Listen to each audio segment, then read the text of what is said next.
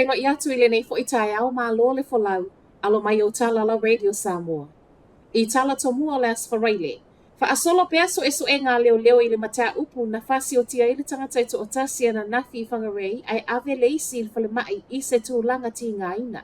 O le whanua wha asau i whangarei lea wha apena tupu ai ma o le ua maliu na umai lavalo na soifua i lea no fuanga.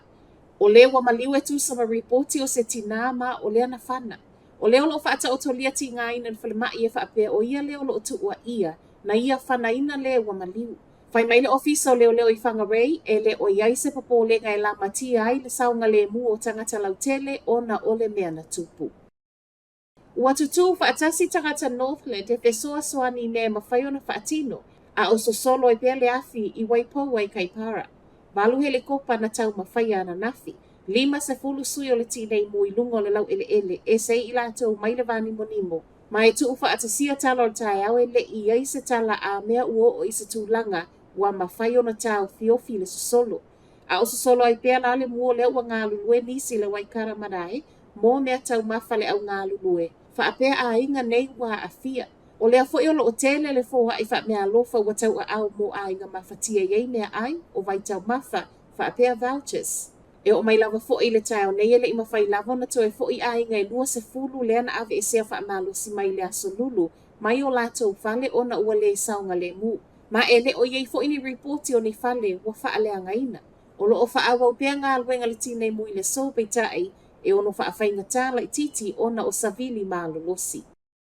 O le atoe wha awau ngā luenga wha ale lei o le whale tifanga St. James i Aukilani. A wa o le uwhai mai le pule ngā nua Aukilani na te au maia le 15 miliona. O le unga leo le fono le pule ngā nua na nafi ma o lona winga. O le atoe wha atu la i ei lo le whale tifanga na tāpunia mai lava i le lua fesfulufitu. O le wha amatu mai ai o le 15 miliona. O lo o matua i lango malosi le pule nuu Wayne Brown. O le 15 miliona fo ile nei na wha amauni i le lua fesfuluwono peitai. O le wha atu atoe wha amau sali i le palota na po. Wha amanino e Brown, o le tupe wa i oe ina e mō na o ngā luenga wha alilei ma e le fesoa soani le pule ngā nuu i nisi lava tau e ese mai ai. E le o lava fesoa soani o loo mau e tangata iei mana o ngā whaapitoa i to tonu a New Zealand.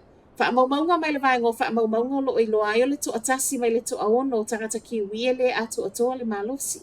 Ma o le lata i le 10% o tangata nei po le tusa lea. Ma le iwa 10 wafe ta maiti ai silia ma le fitu se lau 5 wafe tangata ma tutua. Ma ua i fo i o le lata i le afa miliona o tangata nei o loo mo o mia nisi fesoa soani wha au popo i le ngata i fale. O i tū tau le soifua maloloina o a onga wha apea awa no tutusa. O le pasene au pito i maualunga i lava mana onga mai le li o tangata iei mana onga wha apitoa. O whanau a onga ma o i lātou nei e mo o mia teacher aid, fesoa soani tau teknolosi mō mea onga wha apea i le wa aingo fō mai. E o lava fo i tangata iei mana onga wha apitoa a olo o ngā lulue. O le tolu se fulu ma le wha pasene i lātou e le o mawhaio na atoa, le tali o mana onga. O le tausanga le nei o loo toi tu sele ta ialo loo fua iai au nangal matanga luenga disabled people, mai le pule sili o le matanga luenga, o loo ngā lulue pea i le ngata o totono le malo, ai wha apea wha ala poto ngatu ma oti.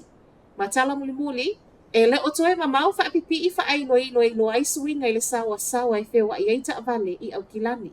O le telo awala nei na toi sui le sawa i whewa i eita avale. O lea ele o toi mamau ai wa ai e tangata Aukilani wha ailo i lo fōu wha pea ai, wha awhanua mō pito nuu a awhia. O le telo vaenga le ai o le a matalo ia mai le masina fōu le swinga le nei, ma o lea fo iwa yeile wha awhanua e wha awhaingo fie o na sila fie tangata awala, o lea ua suia le sawa e whewa i eita avale.